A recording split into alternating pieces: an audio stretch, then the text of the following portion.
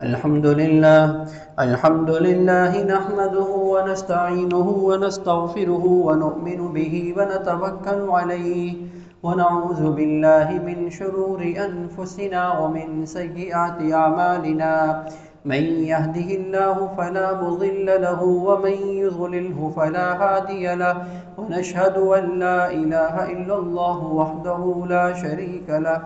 أعوذ بالله من الشيطان الرجيم. يا أيها الذين آمنوا كتب عليكم الصيام كما كتب على الذين من قبلكم لعلكم تتقون.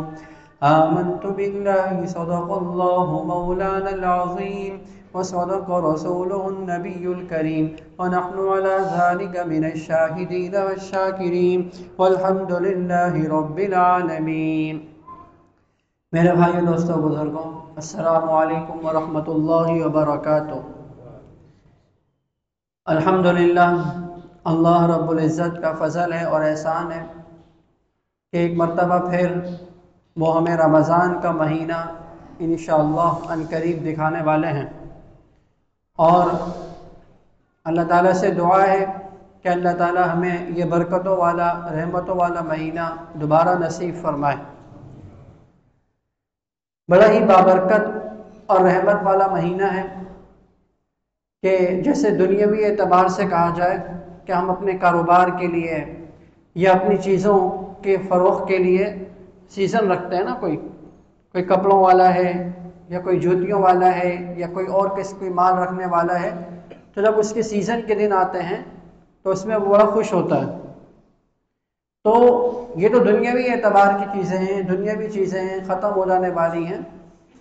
اور آخرت کے اعتبار سے کہا جائے کہ جسے کہا جائے کہ نیکیاں زیادہ ملتی ہیں اس میں، کہ نفل نماز کا ثواب فرض کے برابر، فرض کا ثواب 70 فرضوں کے برابر، یہ اور کسی مہینے میں نہیں رکھا۔ یہ خاص اس مہینے کی کیا ایک خصوصیت ہے، رمضان میں روزے دار کی دعائیں قبول ہو رہی ہیں کہ اللہ کے نبی صلی اللہ علیہ وسلم ارشاد فرما رہے ہیں اذا جاء رمضان فتحت ابواب الجنہ، کہ جب رمضان کا مہینہ آتا ہے تو جنت کے دروازے کھول دیے جاتے ہیں۔ اور ایک روایت میں فرمایا اذا دخل شہر رمضان فتحت ابواب السماء، کہ جب رمضان آتا ہے، رمضان کا مہینہ داخل ہوتا ہے تو فرمایا کہ آسمان کے دروازے کھول دیے جاتے ہیں، وغلقت ابواب جہنم، اور جہنم کے دروازے بند کر دیے جاتے ہیں، اور وسلسلت الشیاطین او کما قال علیہ الصلوۃ والسلام، اور شیطانوں کو کیا کر دیا جاتا ہے، جکڑ لیا جاتا ہے، ان کو قید کر دیا جاتا ہے، یعنی شیطانوں کو قید کر دیا جاتا ہے، شیطان قید ہو جاتا ہے جب رمضان کا مہینہ شروع ہوتا ہے اور چاند نظر آ جاتا ہے۔ سوال یہ پیدا ہوتا ہے کہ ہم دیکھتے ہیں کہ جس طرح گناہ رمضان کے علاوہ مہینے میں ہوتے ہیں تو رمضان میں بھی ہو رہے ہوتے ہیں، تو شیطان کے قید ہونے کا کیا مطلب ہے؟ تو اس کے مختلف جوابات علماء کرام نے، مفسرین نے، محدثین نے جو ہے وہ دیے ہیں۔ یعنی شیطان کے قید ہونے کا مطلب یہ کہ جو سرکش شیطان ہے نا وہ قید ہوتا ہے، ان کے جو بچے وغیرہ ہوتے ہیں، بچے کوڑے جسے بولا جائے، وہ قید وید نہیں ہوتے، یعنی یہ مطلب ہے۔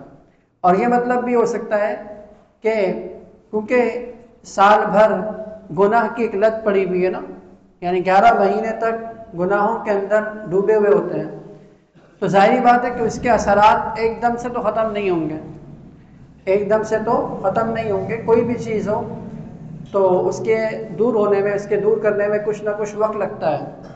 تو اسی طریقے سے جب پورا سال ہم 11 مہینے گناہوں کے اندر ڈوبے ہوئے ہوتے ہیں اور گناہ کر کر کے دل خراب ہوا ہوتا ہے، تو پھر ایسا نہیں ہوگا کہ جیسے ہی رمضان کا مہینہ شروع ہو گیا تو ہمارے دل بالکل صاف ہو چکے ہوں، اور جو گناہوں کی لت پڑی ہوئی ہے اور گناہوں کی نحوست جو چھائی ہوئی ہے وہ ایک دم ختم ہو جائے گی، بلکہ کچھ وقت لگتا ہے۔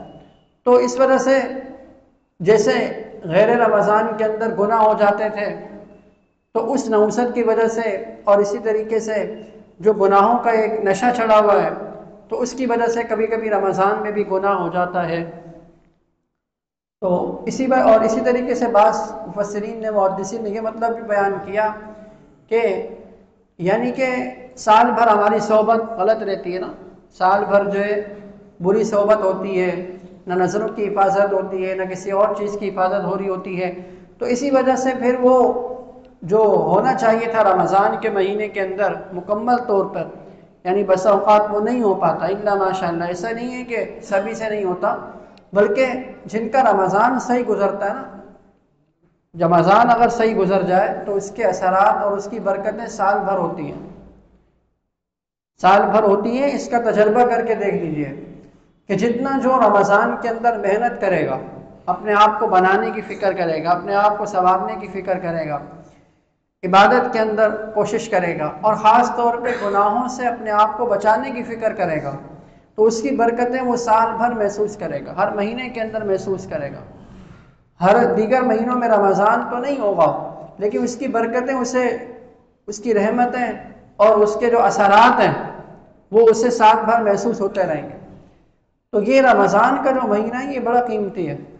اگر رمضان کا مہینہ ہی ہم نے ویسے ہی گزار دیا جیسے ہمارے سال بھر کے 11 مہینے ہوتے ہیں، نہ اس کے اندر ہماری نماز کا اہتمام ہو رہا ہے، نہ اس کے اندر اگر تراویح کا اہتمام ہو رہا ہے، نہ رمضان کے مہینے میں اگر اللہ معاف کرے روزے کا نہ یعنی کہ وہ ہو رہا ہے، اہتمام ہو رہا ہے، اور نہ رمضان کے اندر قرآن کھولنے کی اگر توفیق مل رہی ہے، نہ رمضان کے اندر نظروں کی حفاظت کی توفیق مل رہی ہے، اور اگر نہ رمضان کے اندر جھوٹ بولنے سے ہم باز آ رہے ہیں، اور نہ رمضان کے اندر اگر ہم غیبت کرنے سے بچ رہے ہیں، تو پھر تو ایسے ہی ہے کہ ہم پورا دن خالی پیٹ رہ رہے ہیں، اور ایک فرض تھا جو ذمے سے اتر رہا ہے، لیکن اس کی جو برکتیں ہیں اور اس کے جو پھل ہے، اس کے جو ثمرات ہیں اور اس کا پورا ثواب ہے وہ ہمیں حاصل نہیں ہو رہا۔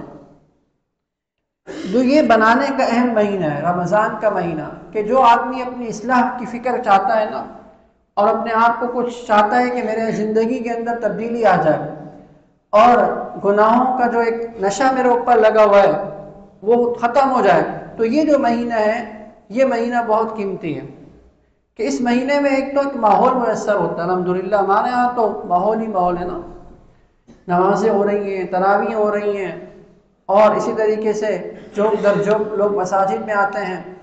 اب ہوتا یہ کہ جب رمضان شروع ہوتا ہے نا تو اس وقت تو ہم بڑے جوش میں ہوتے ہیں، پہلے دن تو بڑے جوش میں ہم نظر آ رہے ہوتے ہیں، اور ہماری مسجدیں اوپر تک بھری ہوئی ہوتی ہیں جیسے جمعے کا دن ہو آج۔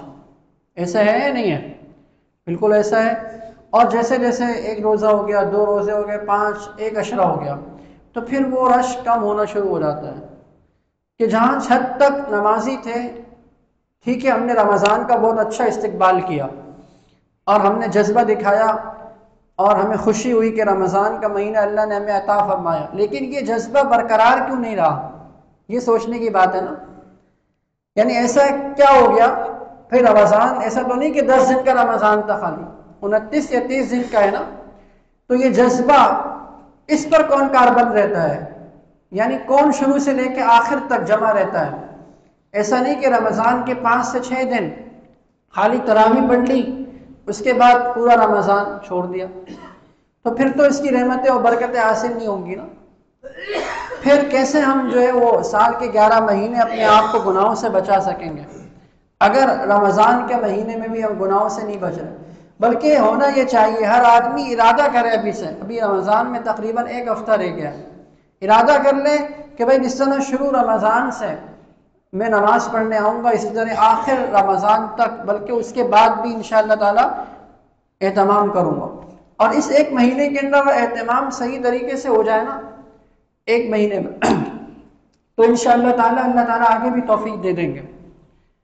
حدیث میں آتا ہے نا، مشہور حدیث ہے، آپ صلی اللہ علیہ وسلم نے ارشاد فرمایا جس کا مفہوم یہ ہے کہ جس نے 40 دن تکبیر اولیٰ کے ساتھ نماز پڑھی تو اس کو 2 پروانے ملتے ہیں نا، ایک جہنم سے بری ہونے کا اور ایک نفاق سے بری ہونے کا۔ کتنی بڑی بات ہے بھائی، 40 دن اگر تکبیر اولیٰ کے ساتھ نماز پڑھ لے کوئی، ساری نمازیں، 5 نمازیں یعنی لگاتار، اور یہ جو موسم ہے نا اس وقت جو چل رہا ہے، شعبان کے آخری دن چل رہے ہیں اور پھر رمضان کا برکتوں والا مہینہ ہے، تو اس حدیث پر اس موسم کے اندر عمل آسانی سے ہو سکتا ہے، تھوڑی سی محنت اور توجہ اور شوق کی ضرورت ہے۔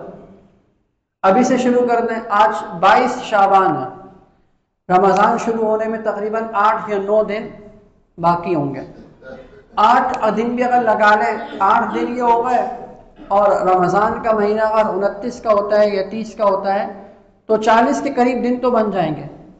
پھر عید کے 4-5 دن اور ملا لیں تو یہ 40 دن محنت ہو جائے کہ تکبیر اولیٰ کے ساتھ ایک بھی نماز نہ چھوٹے، تو پھر اس حدیث پر جو ثواب ہے وہ ہمیں انشاءاللہ مل سکتا ہے۔ جہنم سے برات، کون نہیں چاہتا جہنم سے بری ہونا بھائی؟ ہر مسلمان چاہتا ہے نا جنت میں جانا، اور جہنم سے اس کے لیے برات ہر مسلمان جو وہ چاہتا ہے، اور نفاق سے بری ہونا۔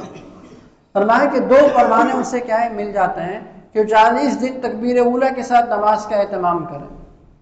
اور جیسے میں نے کہا نا کہ یہ ماحول بنا ہوا ہوتا ہے رمضان میں، تو ایک روزہ بھی رکھا ہوا ہوتا ہے آدمی نے، اس کی بھی برکتیں اسے مل رہی ہوتی ہیں، اسے اس بات کا احساس ہو رہا ہوتا ہے کہ یار میں نے روزہ رکھا ہوا ہے، روزہ رکھوں اور نماز نہیں پڑھوں کیسے ہو سکتا ہے؟ تو 2-3 نمازوں کی توفیق تو ویسے ہی مل جاتی ہے، فجر کی ہو گئی، ظہر کی ہو گئی، عصر کی ہو گئی، کیونکہ اس حالت میں تو ہم روزے میں ہوتے ہیں۔ باقی 2 نمازیں ہوتی ہیں مغرب عشاء، ان میں تھوڑی سی محنت کی ضرورت ہوتی ہے کہ آدمی طے کر لے کہ بھائی تراویح پڑھے بغیر گھر نہیں جائیں گے، تراویح پڑھے بغیر گھر نہیں جائیں گے، عشاء پڑھیں گے، فرض پڑھیں گے، سنتیں پڑھیں گے، تراویح پڑھے بغیر نہیں جائیں گے۔ ہر سجدے کے اوپر کیا کیا انعام مل رہا ہے ہمیں اس کا اندازہ نہیں ہے۔ تراویح میں ہر رکعت میں کتنے سجدے ہو رہے ہیں؟ ہر 2 رکعتوں کے اندر 4 سجدے ہو رہے ہیں بھائی، 20 رکعتوں کے اندر کتنے سجدے ہو گئے؟ اور ہر سجدے میں سجدہ تو ایسا ہے، حدیث میں آتا ہے کہ بندہ سب سے زیادہ قریب اللہ تعالیٰ سے سجدے کی حالت میں ہوتا ہے۔ سجدے کی حالت تو ایسی ہے، یہاں بار سجدوں پر سجدے کیے جا رہے ہیں بھائی، کتنا اللہ تعالیٰ کا قرب مل جائے گا۔ جو شروع رمضان سے لے کے آخر رمضان تک مکمل تراویح کا اہتمام کر لے 20 رکعت، تو کتنا اسے اللہ تعالیٰ کا جو ہے وہ قرب نصیب ہو جائے گا۔ تو رمضان کے مہینے سے پہلے تھوڑی سی ذہن سازی کی ضرورت ہے، استقبال رمضان۔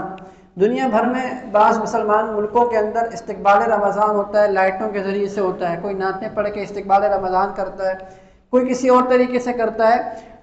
اصل طریقہ یہ ہے کہ آدمی اس بات کا ارادہ کر لے کہ بھائی رمضان کا یہ مہینہ ہم نے ضائع نہیں کرنا ہے۔ مثال کے طور پر بہت سارے کام ایسے ہیں جو ہم نے کرنے ہوتے ہیں، کوئی گھر کا کام ہے، مرمت کا کام ہے، یا اسی طریقے سے بجٹ وغیرہ ہوتا ہے گھر کا، سودا وغیرہ لانا، یہ چیزیں ہوں، یا کوئی عید کی خریداری وغیرہ ہو، یہ چیزیں ہوں، تو کوشش کریے کہ یہ 1 ہفتے کا جو ٹائم ہمارے پاس ہے، اس 1 ہفتے کے اندر ہمارے سارے کام نمٹ جائیں، اور رمضان کے اندر ہم یکسوئی کے ساتھ ہمارا کام عبادت کی طرف ہو جاتا۔ وَمَا خَلَقْتُ الْجِنَّ وَالْإِنسَ إِلَّا لِيَعْبُدُونَ۔ مقصد کیا بتایا گیا کہ ہم نے جنوں اور انسانوں کو جو پیدا کیا نا، ان کا مقصد عبادت ہے، عبادت کے لیے پیدا کیا۔ روزہ تو رکھ لیں گے انشاءاللہ اور تراویح بھی پڑھ لیں گے، لیکن اس سے آگے بڑھنا ہے، اس سے آگے بڑھنا ہے۔ نوافل کا اہتمام، اوابین کا اہتمام، اور پھر تہجد میں اٹھنے کا اہتمام۔ تہجد میں پہلے تہجد کی جو نماز ہوتی تھی نا، تہجد کی نماز کوئی چھوڑتا نہیں تھا، کوئی بھی تہجد کو ایسے پڑھا کرتے تھے جیسے کہ 5 نمازیں ہوا کرتی ہیں، یعنی اس قدر اہتمام ہوا کرتا تھا صحابہ کرام کے دور کے اندر۔ تہجد کوئی نہیں چھوڑا کرتا تھا۔ پھر جیسے جیسے دور آگے بڑھتا گیا اور تنزلی ہوتی رہی یہاں تک کہ تہجد رمضان تک خاص ہو گئی کہ بھائی صرف رمضان میں پڑھیں گے، اس کے علاوہ پڑھتے ہی نہیں ہیں۔ پھر رمضان کے اندر بھی اب اور کم ہو گیا کہ بھائی آخری عشرے میں پڑھیں گے تہجد۔ حالانکہ سحری میں اٹھ رہے ہیں، سحری کھا رہے ہیں، تو بھائی وضو کر کے 2 رکعت پڑھنے میں کتنی دیر لگتی ہے؟ اٹھنا ہی ہے نا سحری میں، تو 2 رکعت پڑھ لیں اور اللہ سے مانگ لیں، ایسا مبارک وقت ہے۔ اور پھر رمضان کا مہینہ بھی ہے، ویسے بھی یہ مبارک وقت ہے عام دنوں میں بھی، اور رمضان میں تو خاص طور پہ اور زیادہ۔ تو بھائی تہجد کبھی نہ چھوٹے، اس بات کا اہتمام ہو جائے کہ پورا رمضان تہجد کا اہتمام ہو جائے۔ تو میں کہہ رہا تھا کہ کم ہوتے ہوتے سلسلہ یہ شروع ہو گیا کہ آخری جو ہے وہ تاک راتوں تک آ گئی تہجد، کہ بھائی آخری تاک راتوں میں پڑھیں گے۔ جو جفت راتیں ہیں، 22ویں شب، 24ویں شب، 26ویں شب، اس میں نہیں اٹھیں گے، یعنی اس میں عبادت کا اہتمام نہیں ہوگا، صرف تاک راتوں تک تہجد رہ گئی. حالانکہ تہجد شروع دور کے اندر کہاں تھی؟ صحابہ کرام کے دور کے اندر تو اتنا اہتمام ہوتا تھا کہ جیسے فرض نمازوں کا اہتمام ہوتا تھا اس طرح ان کی تہجد بھی ہوا کرتی تھی، ان سے تہجد بھی نہیں چھوٹا کرتی تھی. تو اس قدر اہتمام. رمضان کا مہینہ یہ بہترین موقع ہے اپنے آپ کو تہجد کا عادی بنانے کا. اپنے آپ کو تہجد کا، وہ وقت ایسا ہوتا ہے کہ اس وقت دعائیں قبول ہوتی ہیں، مسائل حل ہو رہے ہیں بھائی، بیماریاں دور ہوتی ہیں اور پریشانیاں دور ہوتی ہیں. سارے وظیفے ایک طرف اور تہجد کی نماز میں آدمی اٹھ جائے اور 2 رکعت پڑھ کے اللہ تعالیٰ سے مانگے، مسائل حل ہو جائیں گے. ساری پریشانیاں کاروبار کی، گھر کی، بچیوں کے رشتے کے حوالے سے اور دیگر مسائل ہیں، بیماریاں ہیں، رزق میں برکت اور یہ ساری چیزیں 2 رکعت تہجد پڑھیں اور اللہ سے مانگے گڑ گڑا کر اپنی ہر دنیاوی اور اپنی ہر اخروی حاجت. یہ بہترین موسم آ رہا ہے. خوش نصیبی کی بات ہے کہ اللہ تعالیٰ ہمیں ایک مرتبہ پھر یہ مہینہ عطا فرما رہے ہیں. تو قدر والے اس مہینے کی کیا ہے؟ قدر کیا کرتے ہیں. باقی کچھ معمولات ہیں رمضان کے حوالے سے کہ بھئی رمضان کو ہم کس طرح قیمتی بنا لیں، یعنی اس میں کیا کریں، کس طرح ہمارا ایک نظم الاوقات ہو، کیا کیا کام کرنے ہیں. تو اس حوالے سے انشاءاللہ اگلے جمعے بتا دوں گا. آخری جمعہ ہے تو اس میں انشاءاللہ تعالیٰ دعا فرمائی کہ اللہ تعالیٰ کہنے سننے سے زیادہ عمل کی توفیق عطا فرمائے. ایک اہم مسئلہ سماعت فرما لیں. دیکھا گیا ہے کہ یہ بات ہے کہ 2 خطبوں کے درمیان دعا قبول ہوتی ہے نا. 2 خطبوں کے درمیان اگر دعا مانگی جائے، جیسے خطبہ ہوتا ہے ایک، پھر میں بیٹھ جاتا ہوں تھوڑی دیر چند سیکنڈ پھر کھڑا ہو جاتا ہوں، تو 2 خطبوں کے درمیان دعا قبول ہوتی. لیکن دعا مانگنے کا کیا طریقہ ہے بھائی؟ دعا مانگنے کا یہ طریقہ نہیں ہے کہ ہاتھ اٹھا کے آپ منہ سے دعا مانگ رہے ہو، یہ نہیں ہے. خطبے کے دوران تو بالکل خاموشی اختیار کرنی ہے ہم نے، کچھ بھی نہیں بولنا، کسی کو منع بھی نہیں کرنا کسی کام سے کہ یہ نہیں کرو وہ نہیں کرو، یا اشارے کرتے ہیں کہ یہاں پہ آ کے بیٹھ جاؤ راستہ، یہ وہ کام نہیں کرنا ہوتا. خطبے کے دوران خاموش بالکل. تو دعا جو نا، دعا یہ بھی ایسا ہے کہ دل دل میں مانگے، بس بغیر زبان ہلائے، بغیر ہاتھوں کو اٹھائے، دل دل کے اندر جو ہے وہ دعا مانگنا چاہیں تو مانگ سکتے ہیں، اور اگر نہیں مانگے تو کوئی گناہ کی بات نہیں ہے. بہرحال دعا کی قبولیت کے موقعوں میں سے ایک موقع ہے کہ 2 خطبوں کے درمیان جب امام بیٹھتا ہے خطبہ دینے والا تو اس وقت دعا مانگ لی جائے، یعنی دل دل میں، تو دعا کیا ہوتی ہے؟ قبول ہوتی ہے. لیکن ہاتھ اٹھا کے زبان کو حرکت دینا یہ کیا ہے؟ درست نہیں ہے، اس سے بچنا چاہیے. وآخر دعوانا الحمدللہ رب العالمین.